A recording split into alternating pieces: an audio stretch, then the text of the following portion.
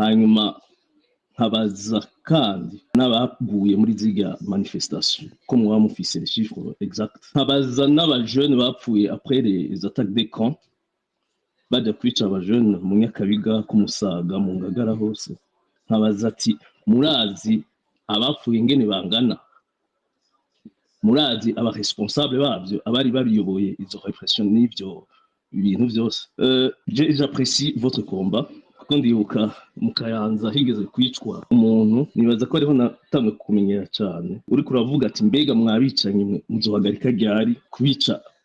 inzirakarengane, kandi nibaza ko votre combat n'a pas changé kuko turavye ivyo ukora nk'uko abandi babivuze abankangiye, ariko sinibaza ko c'est le temps yo kunegocier na gouvernement ya CNDD. Nibaza ko